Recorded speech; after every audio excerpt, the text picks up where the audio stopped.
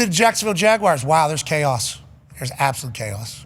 There's been a lot of terrible things said about this guy from the people of Tampa Bay. Liam Coen, the new head coach of the Jacksonville Jaguars. Congrats to him. I think there's been a lot of potential misreporting. Maybe. I don't know.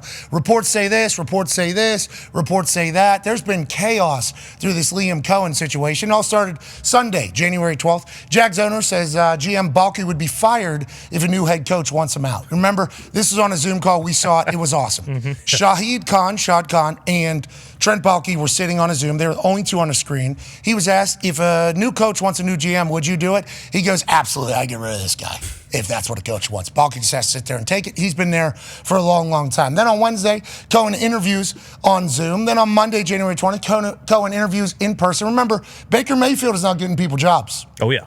Baker Mayfield's success has gotten people jobs. Obviously, Canales with Carolina, now with Liam Coen. Then on Wednesday, January 22nd, 2 days after he interviews in person, allegedly he withdrew his name from the Jaguars head coaching search and got a deal from the Tampa Bay Buccaneers to either double his salary, but at least make it the biggest coordinator salary in the history of the NFL. We reach out to some people that know this world well.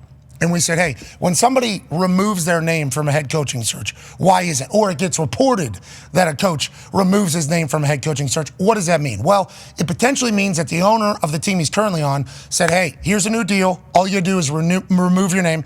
You'd rather have bird in the hand than two in the bush. You'd rather have a guaranteed massive contract than a potential massive contract, or that person thinks that they're not going to get the job, we're not going to do the song and dance anymore, want to refocus. Well, it was reported that he was given a massive pay increase to stay with the Tampa Bay Buccaneers. Once again, we don't know if Liam Coen said any of this. This is all the things that are just being reported. Then you go a day later, Coen didn't sign his contract. He meets with the Jags again in secrecy, allegedly. Then we get to last night. He's offered the job. Now he's making $13 million a year, allegedly. For the next 5 years, it's like $60 million or something.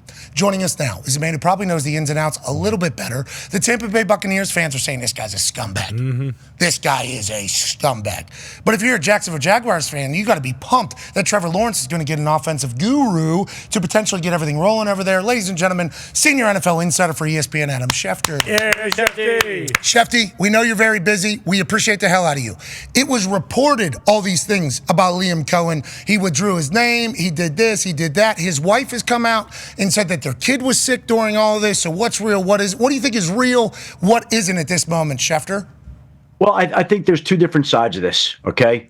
I think Liam Coen would tell you that he feels like this was his right. And by the way, in the NFL, with contracts, even if there's a signed contract as a coordinator, it is within your rights to go take a head coaching job anywhere else you want. I think that he felt like the Buccaneers, right or wrong, I'm just telling you what he felt like, the Buccaneers strong-armed him into this deal, and he signed the deal, and the Buccaneers would say, we made him the highest-paid coordinator in NFL history, and then when we tried to figure out where he was, we could not find him throughout the course of the day on Thursday to get him to sign that contract. And they say that they reached out multiple times. He says he was in touch with Todd Bowles and informed him of his decision to interview with the Jacksonville Jaguars. Again, there are two different versions to this and how this is going to go. Hold on one second. Yeah, Hold on one second. Hold on one second. We'll mute you. There's obviously a couple Saints in Dallas are now the only remaining head coaching spots. Schefter potentially is getting information on that, or maybe an OC job or a DC job at one of these new places. He's head turned to the side. Yeah, I'm on TV. I'll talk to you in a second. Okay, here we go, and we're back. Okay. Yeah, I'm back. Yep. So, again, I think Liam Coen has his thoughts, and the Buccaneers have their thoughts. And you can believe whatever you want. I'm just telling you there's two different schools of thought. And I would say this. In 20 years, this century, since the turn of the century, I don't remember the last time I heard one team this hot and bothered about a coach taking another deal. Like, they were hot. But by the way, his side is like, we didn't do anything wrong. We were exploring our rights. We took this contract. We let them know. Again, you believe what you want to believe. I'm just the messenger giving you all the sides of the story. Standard operating procedure, though, from ownership, whenever a coach is potentially in the mix for another head coaching job, a coordinator, is to offer a little bit more money to withdraw the name, though, right? This is standard operating procedure, the way this normally works? Withdraw the name? What do you mean? You froze there for a moment. I'm sorry, I didn't hear you that, Pat. Okay, so whenever an owner comes to a coordinator and his name is up for a job, this is very normal procedure from teams to offer a big pay raise to withdraw your name, right? I don't think that's standard. I think that this was an exception. They were making him the highest paid coordinator, but I think his camp felt like they were being, again, I'll use that word, strong-armed into a deal, and I don't know why but they felt that way. That's how they felt.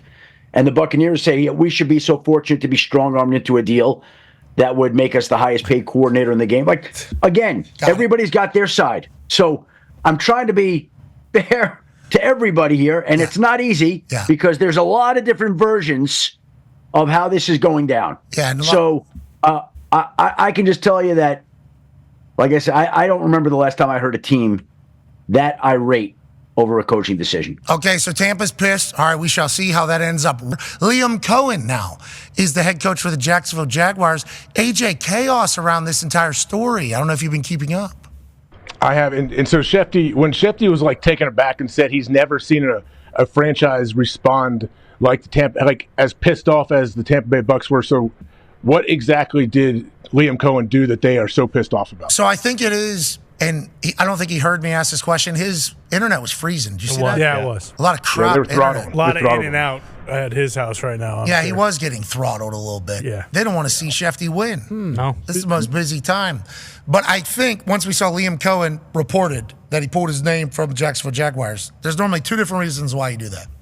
One, you think somebody else is getting the job, so you don't want to do the whole song and dance. Or two, your team has offered you a pay increase to remove your name from the conversation. It was reported that the Tampa Bay Buccaneers gave him quite a pay raise to become the highest paid offensive coordinator or coordinator just in general in NFL history to remove his name from the conversation. Don't do the second in-person visit.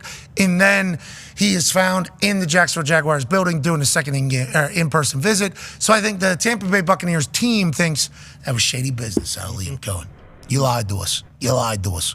Well, Shad Khan has seemingly got his guy, and he was trying to tell Coen as such. And was there a chance that Liam Coen said, I'm not coming here with Bulky? Why the hell would I do that? You fire Bulky, maybe I'll reconsider. Yep. And then Shad Khan says, you got it. I'll do that. And then Liam Coen now has to reconsider his entire situation. It is such a good reality show down there. Are they better now than they were a week and a half, 2 weeks ago? Is the only question for the Jacksonville Jaguars. I mean, I guess, they have a head coach now, but I think you're putting a lot of, faith in him because he's going to be instrumental in picking the GM, right? And you got a first-time head coach he only has 5 years of NFL coaching experience. He's been with McVay, and what he did turning around, the numbers of where Tampa Bay was last year compared to this year is obviously, very impressive. But I mean, that's for a franchise who hasn't won in a long time and have been a shit show. I think there was a stat that said Shad Khan can win 86 games in a row and he'd still be under 500. So that's putting a lot on a guy's plate who's never done anything.